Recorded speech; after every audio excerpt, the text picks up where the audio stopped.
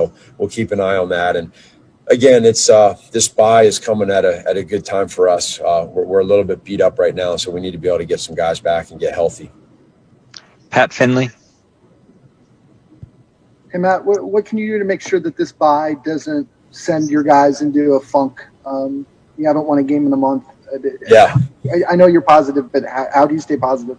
Yeah, no, by just persistence over resistance. You know, we had some guys break it down in the locker room at the end of the game there, and I was impressed with what they had to say. And again, I'm not going to get into the details of it, but it goes to show the character of that we're fighters. And as hard as it is, and as frustrating, and like you said, you haven't won in a month. You know, we got to just keep using that persistence over resistance and just keep fighting and keep staying together. And eventually something here, you know, will hopefully change. And I think that's where we got to believe and trust and keep playing for each other. Dan Wiederer. See, the Bears offense, it was, I mean, the best offense they had was the Mack pick and a kick return for a touchdown. Less than 150 yards of offense in the game. 2 of 11 on third down. It's been a struggle. I mean, we had the Monday night game against the Rams. They entered at 5-1. They haven't won since. Quarterback gets injured, and as Coach Nagy just says, the bye arrives at a good time. They got a lot that they 15-ish, and I'm not tired yet. Live reaction from Soldier Field on the way. Some late-breaking developments out of the NBA draft coming up this week. Woj standing by with that, and the MAC, as always, shining bright. In this particular edition of SportsCenter, it happens to be in Bad Beats. We get right to the Monday night game. Bears have lost 3 in a row, hosting a division rival Vikings, who started off with a miserable 1-5 beginning. Speaking of miserable, Kirk Cousins 0-9 on Monday Night Football, longest streak by a quarterback in Monday night history. And Thielen, with a nod to the late great Alex Trebek with his pregame cleats. First quarter. Who is Adam Thielen? Question is, who scored the touchdown, Steve? See what we did there, a little Trebek. And what a grab this is. One-handed and spins it on the way down. Thielen's first touchdown against the Bears since December of 2014. Vikings lead early by 7. Dalvin Cook only 86 yards on 34 carries in 3 career games against the Bears. They do that to a lot of the best in the NFL. And Cook, 32 on 14 in the first half, just 2.3 yards per rush. This guy has been feasting since he came back from injury. The Vikings have to come up with some different answers. It's 7-3, and Thielen, I think, saw Khalil Mack and took his eye off the ball. I understand why, and basically just ends up handing it to Mack, and this is the best offense for the Bears in the first half. Thielen, I got it. No, 52, please don't truck me, and he can say I took my eye off the ball. Vikings had a 7-6 lead at the half. Vikings got the ball back and did nothing with it before the first half. Had 52 seconds, a couple timeouts. They're like, nah, we're good. Then they kick it in the second half to that guy, Cordero Patterson, and he's gone.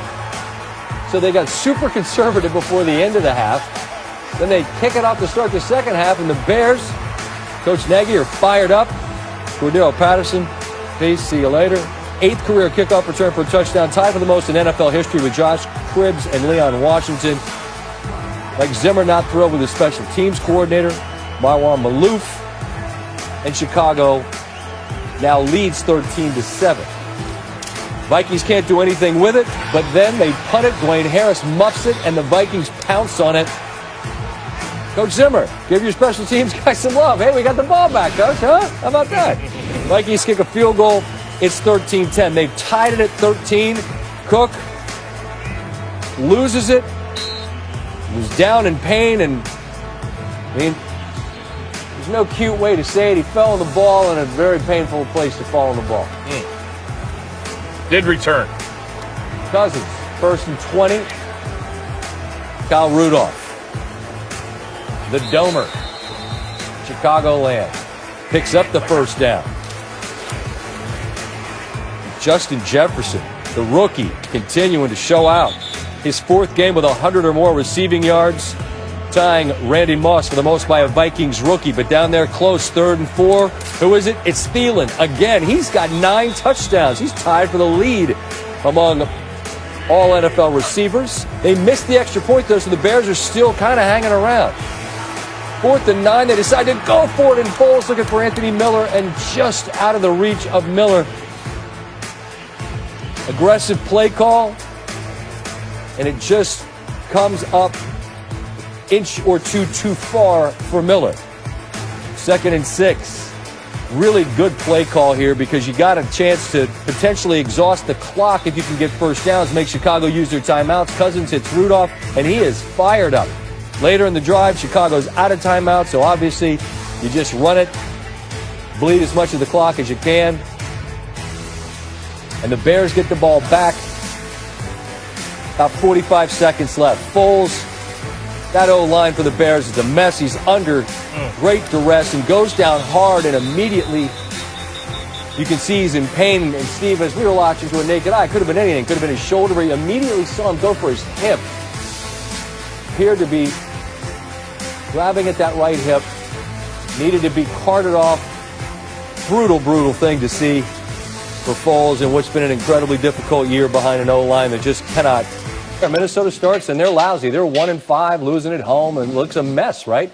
And now you got 3 games coming up against Dallas, Carolina, Jacksonville, all at home. They should be favored in all of those. The AFC is far more crowded than the NFC. Lewis, I'll start with you. How likely is it Minnesota throws their hat in the ring and becomes a possible playoff team?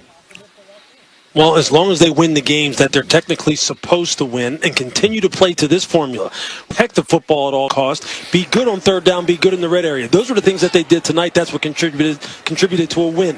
If they can do those things, that'll win you a lot of games in the NFL, Scotty. So I think if they can continue to be that type of football team, then they have as good a shot as anyone. I think the most encouraging thing to come out of tonight was they didn't have their fastball. They didn't have the running game as they've had it in the past 2 games with Dalvin Cook, and they still found a way to win. And I think after those 3 weeks, let's say they do win the games they're supposed to win, they'd be 7-5.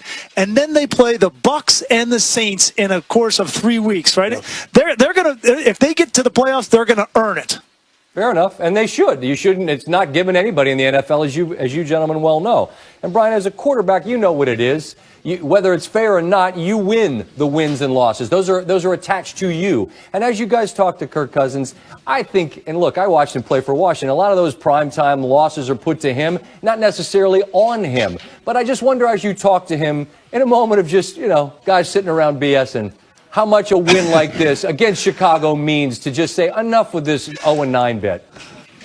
Yeah, enough is enough, right? And I think you saw the emotion when they got that first down and they kind of sealed it, that emotion comes out. And we've seen that from him from time to time. And there's no question, right? It's in the back of your mind. Every single time you play in prime time, they're going to say it. They said it about him not winning the big game until he won that playoff game a couple of years back. So I think he's in a great spot. I think mentally he's in a good spot. And I think he's with the Minnesota Vikings. He has a team that supports him and it surrounds him with the talent he needs to be effective. I think we've known forever that quarterbacks get too much blame, they get too much credit. Yep. And Kirk knows that. He has tremendous self-awareness. He understands what lens people view his career through, and they view it through wins or losses in big moments. And although he says, it doesn't bother me, I kind of just play the game, of course you think about it. Otherwise, he wouldn't have the reaction that he had at the end of this football game. He knew how big it was. He knew what it means for them setting up down the road over the next 3 weeks. The thing about the Vikings that you have to like, though, is this. Mike Zimmer knows exactly what he wants to be as a team, and he has his team play that way, good or bad. So we know what we're going to get from the Vikings going forward. We'll see how it plays out. All right, let's close with Chicago. And gentlemen, we talked after that Rams game, and I think we all understood 5-1 from the Bears was a bit of smoke and mirrors. And we've seen since that Rams game, they've not won. And the same problems that plagued that offense when we talked after that Rams game continue to be evident. And I just don't know, and you alluded to it, Lewis, during the game, that these aren't problems that are fixed during the season. So understanding that, how do you go forth, and what do you do if you're the Bears? Look, it's going to start with Matt Nagy, the head coach. He's going to have to somehow find a way to keep his players engaged on the defensive side in particular, and find a way to continue to grind on offense and try to find solutions that allow them to have chances to win football games. As bad as their output was tonight, they had a chance to win this football game if Nick Foles hits Anthony Miller down the middle of the football field. And if they throw that and they win this football game, we're going, man, that's an ugly win. But you know what? Wins are wins, right? So But it's hard to pick your football team off with losing a game like this when you meet with them on Tuesday tomorrow and go, or Wednesday, since this is a short week for them, and get them ready to go once again. That's tough.